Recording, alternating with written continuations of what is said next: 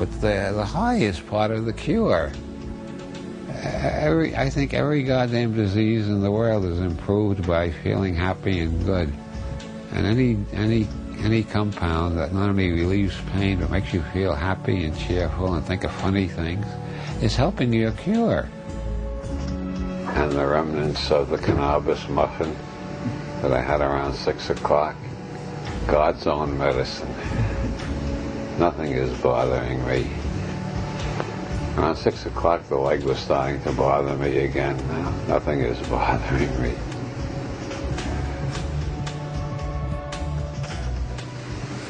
Most of today I spent on the couch. Oh, yeah? Listening to the Atmospheres channel. That's New Age music. I don't know why. Sometimes I listen to light classical. But today I was in the mood for Atmospheres. I was doing visualizations. Oh, yeah? Yeah, I was trying to, as the music was following the rhythm of the music, I had lights flowing up through my body, trying to cure the pain in the leg. Between that and the muffins, I finally got rid of the pain, but it took a long time. Sometimes it's quicker than others. I think pain is a mistake. If I had been around at the creation, I would have had a lot of helpful suggestions, as Mencken said. And I would have said, we don't need pain. Just put a little neon light on their forehead that lights up and says, see a doctor. And their friend says, hey, your sign is on, go see a doctor. You don't need pain to tell you.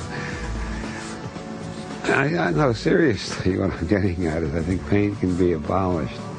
But I don't see any reason why all forms of pain can't be abolished with the proper drugs. And I think the government's attempt to control drug research out of fear that two people may feel too good is the last dying gasp of the dinosaur age. I think we are governed by Tyrannosaurus Rex and velociraptors and types like that. I really think the abolition of pain is the noblest goal we can aim for. Also clean water for everybody and enough food. I think these are quite attainable goals. If society was saying these would be our goals.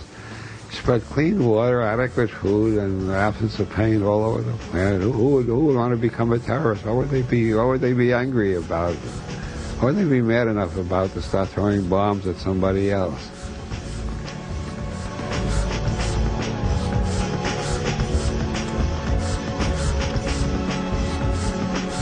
What about the iron triangle? It's rather inconspicuous, and I just want to point out how often the eye in the triangle is there. It pops up frequently, and this, of course, is the symbol of the Illuminati, the alleged secret society that controls the whole world, according to a lot of occult theories.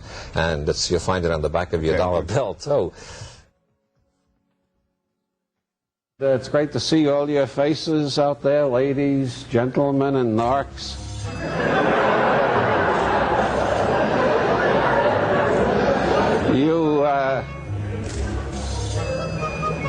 Everybody look around and see if you can spot the narcs. They're the ones who look like hippies.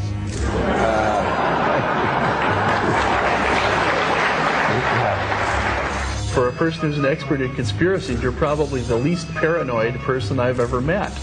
You have all the data, but none of the fear that most everybody else who's involved in conspiracy theories. Well, my belief is I don't believe in one big conspiracy that runs everything. I prefer to think there's, at minimum, at any given time, there's about 24 conspiracies afoot. And as far as I have been able to discover in all my years of being involved in, more or less unwillingly in this field, I cannot find any proof of any conspiracy that really existed, was really brought into court and convicted, that lasted more than 10 years before everybody double-crossed everybody else and the conspiracy fell apart.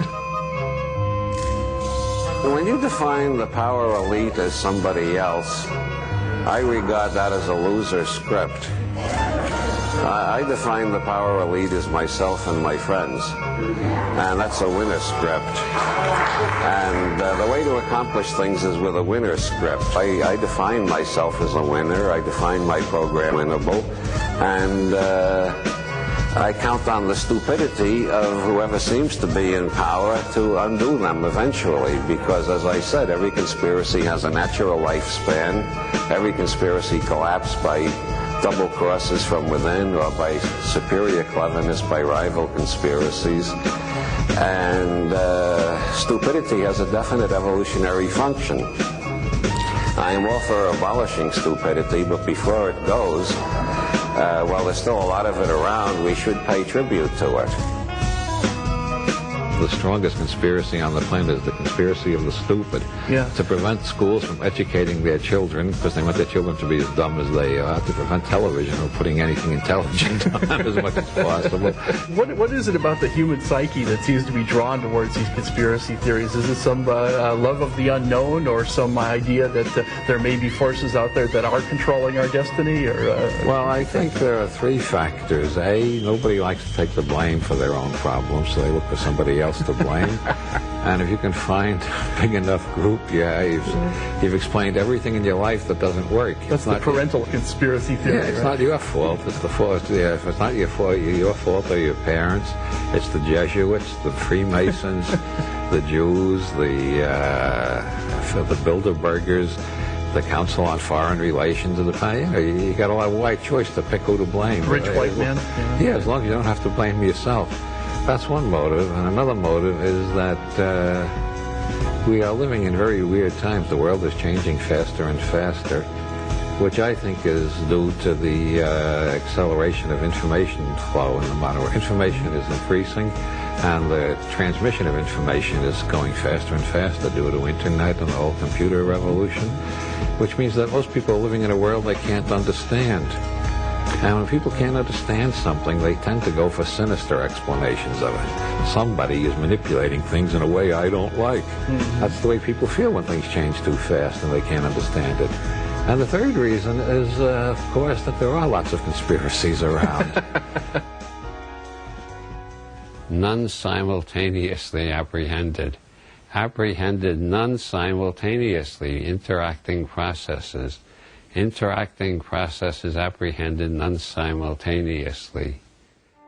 Let me switch gears with you a little bit. I'd like to talk about your interest in occultism. You've been a student, quite a student, I think, of the writings and teachings of Aleister Crowley, who was a writer about occult magical rituals. And I believe you've participated in a variety of magical rituals. What's that about? Well, the background is I believe that what we perceive is based on the culture of our parents and our teachers and the people around us and on the language we speak. And I'm interested in ways of changing perception. And I have a lot of exercises I've tried for changing my ways of perceiving the world and myself. Crowley's system of magic is a system of fucking with your brain until the impossible becomes possible, and you get out of your imprinted reality tunnel into an infinity of mirrors where anything is possible. I think the major thing you can learn from Crowley is how to change your focus and look through different grids, different reality tunnels, as Leary would say.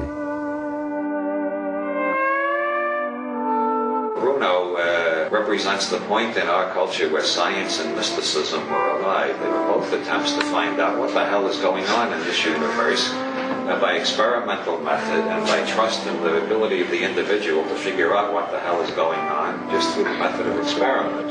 And anyway, that's the background is experiments on altering consciousness and perceived reality tunnels. In Bruno's day, it was the three terms were divided up differently. You had science and mysticism on one side and religion on the other side. Science and mysticism were allied in their struggle against religion. Science and mysticism were both based on experience, and they were both based on respect for the individual.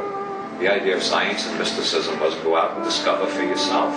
Find out what works. Find out how the universe is actually structured and how you relate to the structure of the universe. And so there were basically two areas of scientific exploration, the external and the internal.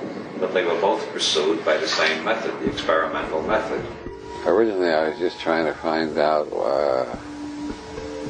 what the hell is a mystical experience? But then I very soon got the idea of re-imprinting, and then I got the idea of using Crowley's magic along with the re-imprinting. Ritual is to the internal sciences what experiment is to the external sciences. Mysticism, understood in that way, is basically a branch of science. It's a branch of neuroscience, what Timothy Leary calls neurologic, as distinguished from orthodox neurology, which involves dissecting animals or dissecting corpses or something. Neurologic is studying the nervous system directly by varying the parameters on which your nervous system functions. There are different levels of reality, obviously, and the psychedelic level is one of the most fascinating ones, one of the most erotic, one of the most mystical, and above all, one of the funniest. I recommend it highly to everybody over 40. I'm not going to repeat Leary's mistake. I don't recommend it to anybody under 40. Over 40, you're on your own. You're responsible for yourself. Don't blame me for it.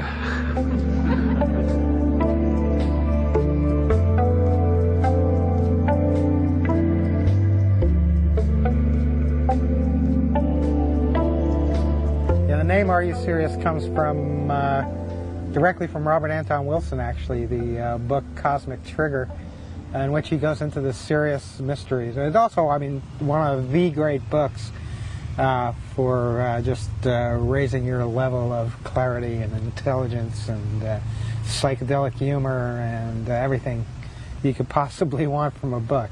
Cosmic Trigger was the mother lode.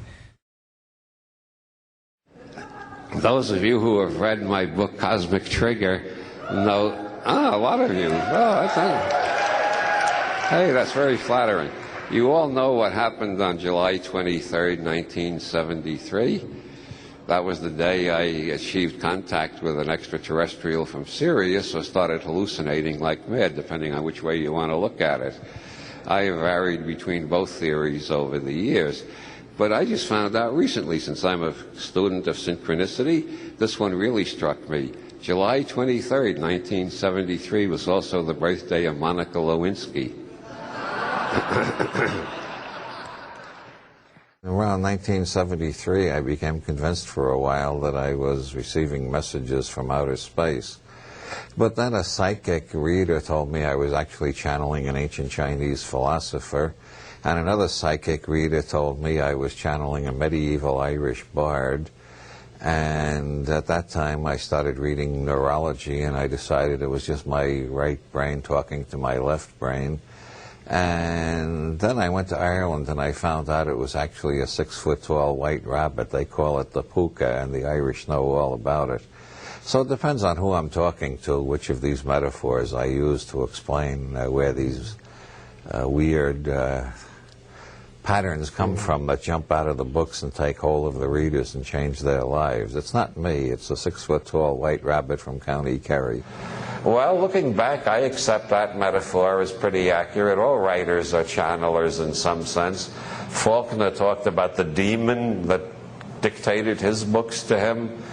Norman Mailer talks about the navigator in the unconscious. William Blake said the prophets Ezekiel and Isaiah dictated his poetic, prophetic books to him.